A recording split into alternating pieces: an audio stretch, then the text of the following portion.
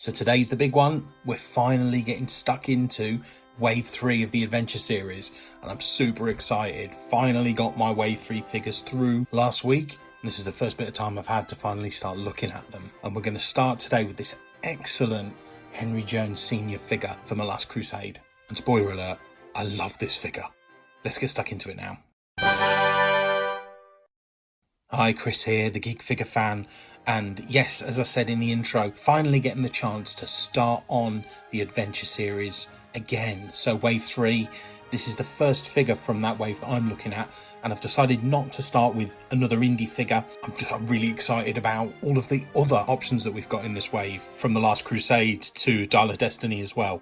So I've chosen first to go with Henry Jones Sr. And the reason I've done that is he's my favourite character in my favourite Indiana Jones movie. And I kind of think that Sean Connery's character in that film kind of changed the game because it added a different dynamic to Indy and how Indy approaches his adventures. Sometimes Indy can be seen quite a lot as a bit of a passenger in his own adventures, but his relationship with his father really drives Indy's actions throughout the last Crusade. So yeah, regardless, I absolutely love this character within the space of the movies, and I have to say at first glance I cannot wait to get this box open and start having a look. So we will take a brief look at the box first, but unsurprisingly, there's the very the realistic 3D rendering on the front and the back. As I always say, my favourite part is the poster art on the side, on the spine of the box, and this one is no different. The fire on this and the image from the movie where Indy and his dad are tied together, that's absolutely awesome. I love that, and I love the little cheeky grin that Sean Connery's got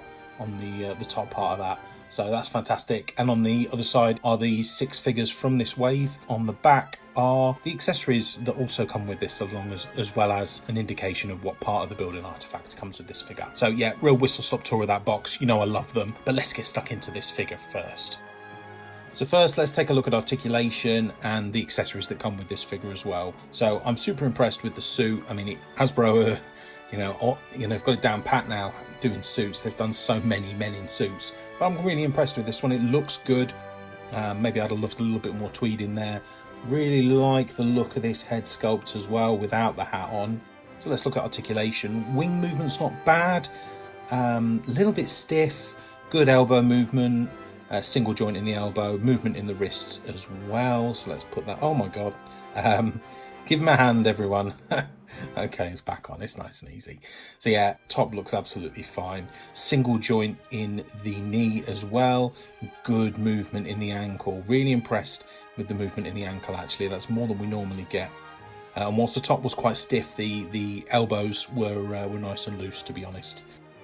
So yeah, quite impressed with that. And let's start taking a look at the accessories that come with it. Tiny little glasses, and I'm super impressed with how they hold on as well. They do actually hook over the ears. He wears them like real glasses. There's no little lugs or bits that need to push into holes. Really like the hat as well. Again, the hat's very similar to how it is in the movie, but I would have loved maybe a little bit of a tweed effect on that. You've got the Grail Diary as well. So we've already had a Grail Diary with Professor Indy, but that was wrapped up in the the Venice, Italy envelope, whereas this is a proper Grail Diary that we can see here. We've got a nice curled up umbrella as well, so I'm quite impressed with that. And you'll see here there's 2 holes on there that'll actually fit onto this suitcase, and I'll show you the lugs that they go into in a moment. But look at this suitcase. The weathering and the detail on it is incredible. And there's the 2 little bits there. Let's try and put this together. So yeah, I think one hole is slightly larger than the other, so it dictates which way around this goes. Yeah, after making a bit of a meal of it, it's gone on. But yeah, really impressed with that. That looks good. I like that they stick together like that. I'm quite impressed. But yeah, I love that suitcase. That's my favourite accessory from this figure. I love it. And then we've also got the build and artifact pieces. And with this figure, there is a collection of grails and other bits and bobs that will sit on top of the grail table when it's been fully built. So yeah, I quite like the look of those. I think they look quite impressive when the table's built. Like I say, there's that little bowl of fire. Let's get him in some poses anyway. As I said before, love this character. I'm super impressed with the figure. I think he's a good likeness to Sean Connery. And with this first one, I've kept his glasses and his hat off so we can have a proper look at the head sculpt. But I am really impressed with this head sculpt. And I think what we'll find is, over the course of Wave 3, we'll see what I think is a show of real improvement with the face sculpts. I think this is by far the best wave for face sculpts across the board. I don't think there's a single figure that I'm disappointed with. I think there's one that I know maybe isn't quite as good as the others, but none that are disappointing. And this Henry Jones face sculpt is fantastic. I'm also, super impressed with the umbrella that, you can put. It's so posable, so it can act as a walking stick, you can have it raised as a weapon, and then it also fits with the suitcase as well. So yeah, very, very happy with all of the accessories with this figure. The Grail Diary also fits very well into his hand. And let's just talk a little bit more about his clothing. Probably the only bit that I feel maybe a little let down by, the single monotone look of his suit, where I always imagine that he's in more of a tweed look.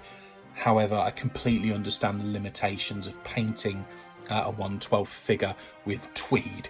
I can imagine that is super frustrating and difficult. So I understand why they've just gone for a colour that evokes that style from the movie, as opposed to actually trying to painstakingly print a tweed look onto a suit like this.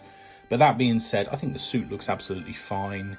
He will join the other, 8 figures that I've got in smart dress at the minute from this range. So yeah, there is a little bit to be said about that. But I mean, how else can you dress Henry Jones? It is literally the only outfit that he wears throughout the movie.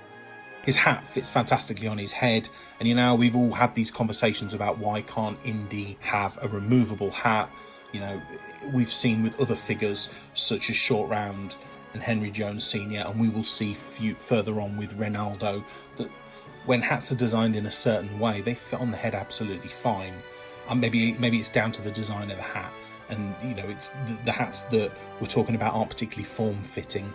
And I suppose with Sean Connery's dome as well, it's not like he's got a great deal of hair that's going to affect the positioning of the hat on the head. As you can see, the glasses are already on here as well, and they look brilliant. I have an issue sometimes with the way glasses are portrayed on figures of this size. I think sometimes, especially if they're stuck on, if they're not perfect, they look awful and they can completely ruin a figure. I don't know if anyone else has got any other experiences. Let me know down in the comments if there are any specific figures you think of when you think of characters that are let down by poorly applied glasses. So the one for me is I have a couple of Diamond Select Egons from Ghostbusters, and whereas one looks incredible, the other one, whilst being the same mould, is completely ruined by poor glasses placement. So I like the fact that these are removable, and actually when they're on, they look functional, they look like they're sitting in the right place on his head, they rest on the bridge of the nose well. No problems with those at all. I'm going to move away from glasses because I realise that I'm taking up far too much time on a tiny little accessory. But yeah, no, super impressed with those. I really, really like that. Not a great deal else to talk about with regards to clothing. As we said, quite a muted dark green suit, and the shoes as well. They're not particularly exciting. They're just a dark brown smart shoe, really. So there's not a great deal else to say about them. This suitcase, wow, I just cannot get over how good this suitcase looks. And another piece that's eminently posable. So I've got him here holding the suitcase, but you can obviously have the suitcase sitting by his side and it will sit fine. I think there's also a way that you could probably have him sitting on his suitcase fairly easily as well, although I haven't had a go at posing him in that position. But yeah, so the suitcase is amazing. I love it. It's easily my favourite accessory from this figure. And I wouldn't be surprised if it ends up being my favourite accessory of the wave as well, of wave 3. So yeah, not a lot else to say about this figure other than fantastic head sculpt, fantastic accessories, good clothing, good articulation, little bit stiff in the upper arms, and I actually didn't test the torso at the time, but the torso also not a great deal of movement in that. But we have found with these Indiana Jones figures that are in 3-piece suits that there is a bit of limitation with the torso movement. No ab crunch on any of these figures really, but very pleased. An incredibly easily posable figure. When we're looking at other figures in the range, your Professor Indies, your Marcus Brody's, this character will stand with those absolutely fine if you want to pose him around the Grail table. you know, maybe on his back after he's been shot by Donovan. You've got Donovan around him, you've got Elsa around him, you've got the Grail Knight, and you've got Indy. There's a fantastic little scene that you can put together with this character, and I think that's one of the best things that I see with the potential of Wave 3, is it really ties a lot of the retail exclusives together that they've already released, and easily the wave that I am most excited about, even with the Dial of Destiny figures, I will say, you know, to a lesser extent, but the 4 Last Crusade figures that we're getting are blown away by, you know, the potential in them. So I'm super excited to get to, you know, Elsa and the Grail Knight and Indy. So please subscribe if you haven't already, if you're interested in those future reviews, because they will be coming in the next couple of weeks. And I will also be building the Grail table. And I think after Wave 3 is done and we're fairly convinced that this line is going no further, what I'd like to do is maybe a retrospective of the range. Let's look at our top 5 figures, our bottom 5 figures. Let's do a tier list. Let's decide all of the figures and their respective ranks. So why not just drop into the comments and let me know what your top 5 figures are of this range so far. I'd be really interested to see. Also, pop a like on the video if you've enjoyed it. That was really helpful. But regardless, thanks so much for joining me today. And if you are interested in this Indiana Jones range, why not click on this video next? Thanks so much. Everyone take care. Bye bye.